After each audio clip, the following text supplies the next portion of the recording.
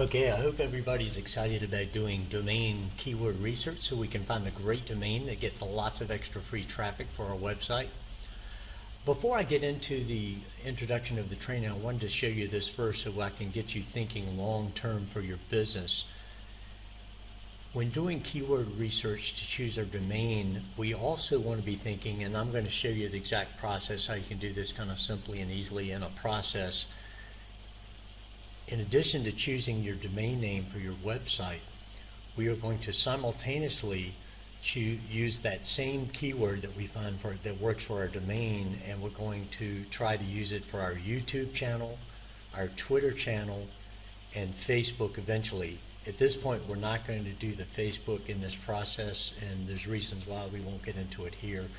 And then for convenience, we're going to choose the same keyword for our Gmail. It just kind of makes it all fit together.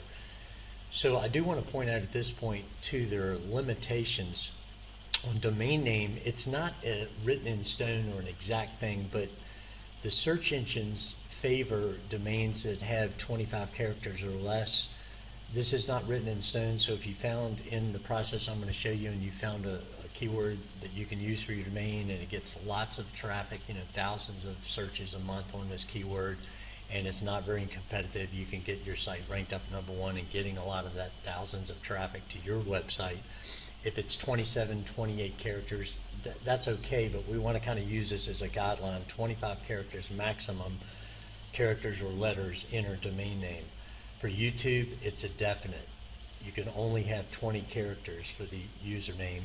Twitter, you can only have 15 characters, it's a definite. So you're limited there, and that becomes more of the challenge when you're trying to do this process to choose a keyword that fits your domain, but it might have too many letters for YouTube or Twitter. But we're going to try to accomplish this. Don't worry about it. We're going to do the best we can and use this process that I'm going to show you to make it simple, easy, and fast to do this and look for it in your research. But this is how I want everybody to be thinking. And of course, Gmail is more for convenience. I want to show you a real life example. When I was first learning a lot of these skills on the internet, I was selling some products and training that helped home-based business people, network marketers, learn how to use the internet to recruit more people, to make more sales, to get more leads. So I did keyword research and found the word Internet MLM, and when it's in brackets like this, and I'll be talking about this in the training, but when you see it in brackets, that means it's an exact search. In other words, that exact term, phrase, Internet MLM, was being typed in about 1,000 times a month on Google.